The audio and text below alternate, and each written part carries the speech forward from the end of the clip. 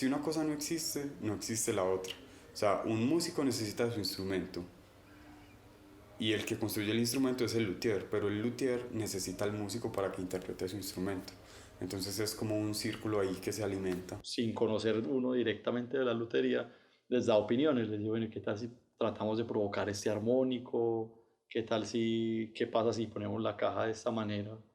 ¿Qué va a pasar con el sonido? Entonces, como que son más inquietos por otras cosas, ¿cierto? Entonces yo creo que una cosa importante es eso, estar siempre abierto a aprender, a escuchar y a realizar eso que se está haciendo. Es algo simple, es algo de paciencia, pues para mí es de, como de, es amor, sí. Que ame lo que hace, ¿cierto? Que le guste explorar, que también escuche al intérprete, porque el intérprete también tiene cosas para decirle.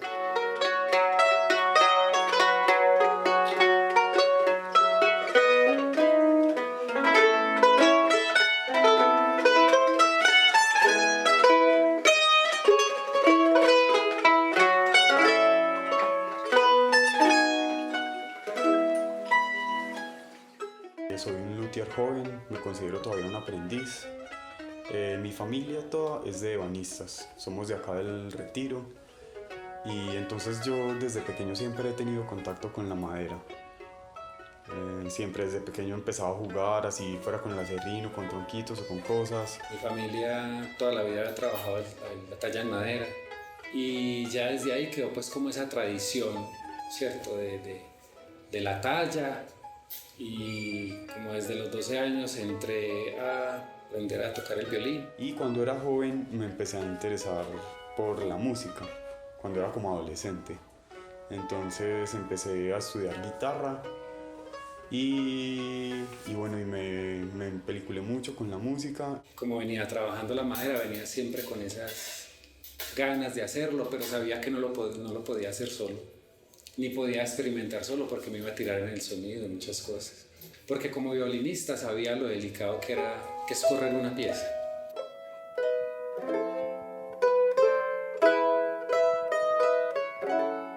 Es más, yo creo que yo ni siquiera elegí ser luthier, sino como que la vida me fue acercando y me fue acercando y acá estoy.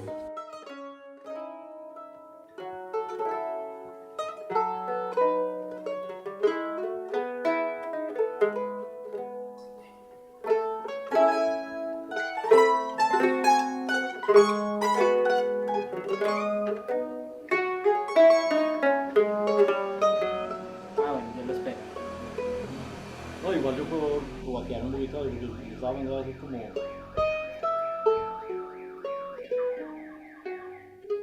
a retomar el ritmo acá. Pues la primera que tuve como así, como mi bandola, fue una que mi hermano me prestó. Yo la usé mucho tiempo, una bandola Pablo Hernán Rueda. Posteriormente, pues en concursos he ganado como también el premio al mejor bandolista. Me gané otra bandola Pablo Hernán Rueda. Tengo una bandola más antigua de 16 cuerdas. Esa es una bandola que me regalaron y me parece pues muy interesante tenerla para explorar. Tengo otra bandola que es de la primera profe mía de música, que ella me la prestó cuando me fui a estudiar a Cali. Esa bandola pues tiene mi misma edad, entonces es muy especial para mí, además que hay una sensación pues como de cariño por el instrumento. Entonces ahí se van dando como esas relaciones, como que, bueno, no, a mí me prestaron y así. Y yo he ido consiguiendo las bandolas de esa manera, como con las personas cercanas, de los profes casi siempre también. El profesor de la universidad también me prestó a mí bandolas en algún momento cuando mandaba la mía a arreglar o no tenía por alguna razón. Y es que si uno presta el instrumento es porque la otra persona no tiene dinero suficiente para comprar un instrumento. Entonces, la elaboración de un instrumento es muy costosa y muy dispendiosa. O sea, un luthier tiene que gastarle a un instrumento 2, 3, 4 meses de trabajo constante. Y eso muchas veces no se ve retribuido en el precio del instrumento. O sea, si, ponte a pensar solamente, si tú a un instrumento le dedicas mínimo 2 meses, pues 2 meses de sueldo son mínimo 3 millones de pesos, ¿cierto? y ya ese precio es elevado para un estudiante. Yo recuerdo la búsqueda de mi instrumento, que fue una cosa pues como maravillosa, conocer cómo se hacen, ver la madera simplemente en la tabla. Ahí sí fue un proceso muy bonito porque fue ver la madera pues del instrumento. Él tenía varios cortes de madera, y yo, bueno, escoja la que les guste. Entonces eso fue como no puedo creer que esto vaya a ser mi instrumento. Y yo vi una que era era madera de palo santo y era como tirando a morado. Es una madera café, pero como con una especie de morado. Y entonces me dio curiosidad de cómo se vería eso. Y sí, la verdad es que el instrumento quedó muy lindo por esa parte de la madera. Entonces es como uno saber que puede elegir muchas cosas de algo que normalmente no elige.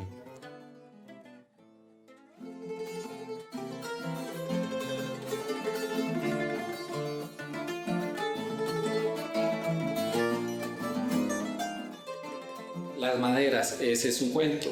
Hay que ser muy cuidadosos a la hora de seleccionar la madera, ¿cierto? Hay una altura ya, ¿cierto?, en las montañas de Europa, en la cual el árbol crece y se presta para que los anillos de crecimiento tengan las características que se necesitan para que el instrumento pueda vibrar. Entonces eso permite que sea una madera totalmente adecuada para crear un instrumento. La madera siempre va a ir cambiando, pero normalmente es muy joven y mientras va madurando pues, cambia el sonido, cambia la misma proyección, cambia la misma afinación. Entonces también un poco es una lotería eso. O sea, si yo tuviese maderas con 50 años, 40, estaría feliz. O sea, están muy secas y me van a permitir que el instrumento nunca se va a mover. Si hay problemas, si hay, por ejemplo, cambios de temperatura, va a ser muy estable y se va a ofrecer un instrumento realmente de alta calidad. La madera pues es digamos, fue un ser vivo que está en proceso de secado todo el tiempo y es muy maleable. O sea, una madera para poder decir que se puede utilizar bien en un instrumento como mínimo unos 7 años o 8. La madera seca centímetro por año. Mis maestros en el año 81 compraron unos árboles que aún no han sido, pues ya cortados, pero aún no han sido trabajados. Por ejemplo, esta madera que está acá secándose de atrás tiene 17 años secando y todavía no se ha utilizado y es para ese proceso. Esta madera no tendrá 2 años de haberla cortado y por ejemplo van a andar acá y van a ver por ejemplo estas maderas que tienen 17 años. Y la madera comprada normalmente es sorda.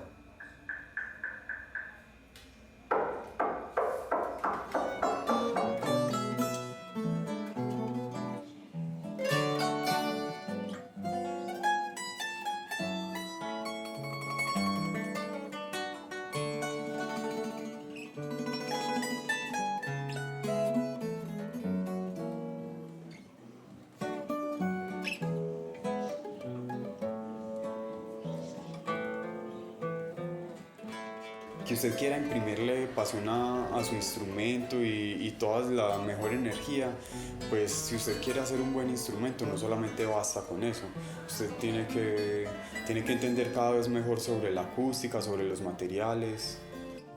El resto es de poner mucho cuidado. Es que o sea, no se permite, no puedes dañar una pieza, no la puedes dañar porque está en fuego todo eso. Y ellos son como sin nervios ni nada, y eso le mandan la cuchilla o la cosa y uno es como que sufriendo porque, claro, pero es porque ellos ya tienen como toda la experiencia. Por ejemplo, ya después de haber unido estas dos tapas, de esta única, de esta, yo ya saco esto. ¿Sí o no? Nada te garantiza que aunque él haga dos instrumentos con las mismas maderas, por la misma época, queden sonando igual. Este es como el pedazo de madera en bruto.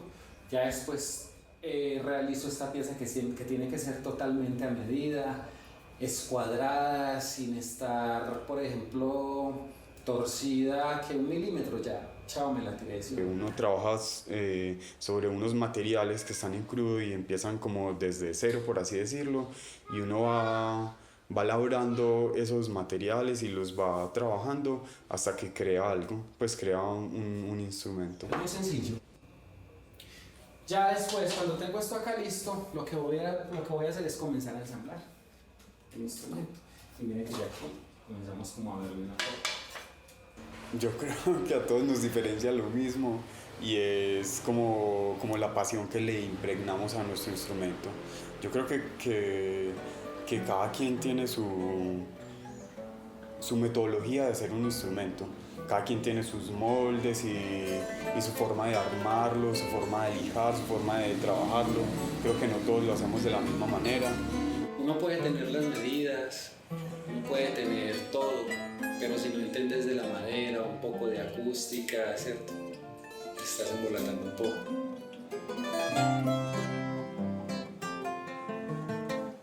Vengo como conociendo diferentes luthieres, aprendiendo con ellos, pero hay algo que he escuchado decir mucho y es que siempre que terminan un instrumento, aunque quedan contentos con el resultado, dicen que el próximo sí va a ser el que va a tener la sonoridad que quieren. Es como una búsqueda constante.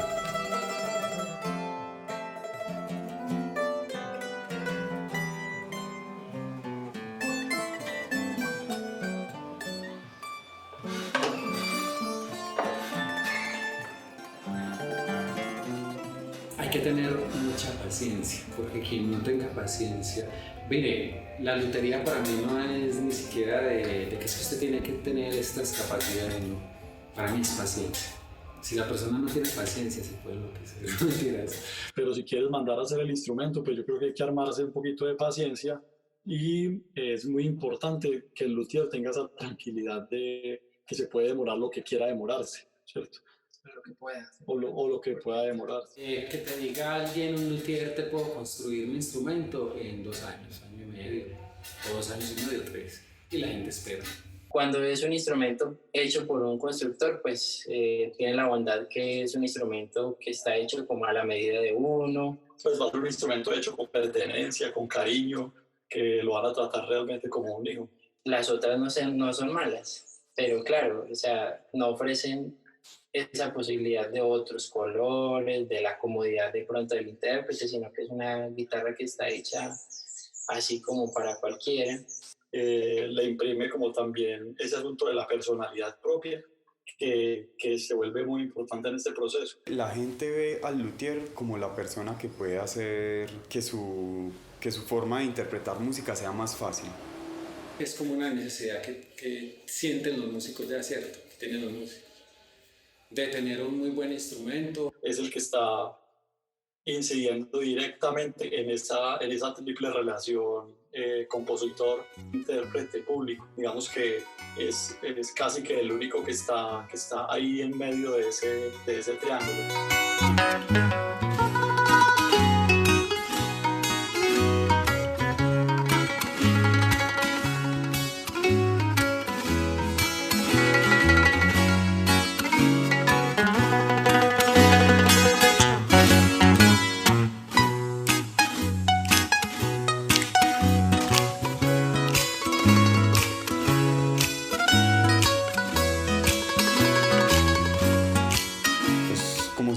Tener un espacio para crear donde pueda sentirme como muy productivo y muy artístico, por así decirlo.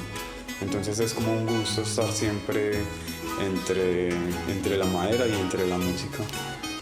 El solo hecho de trabajar la madera es una necesidad. Lo necesito hacer. Es mi vida, quiero estar al lado de mi banco, quiero terminar de envejecer acá sentado.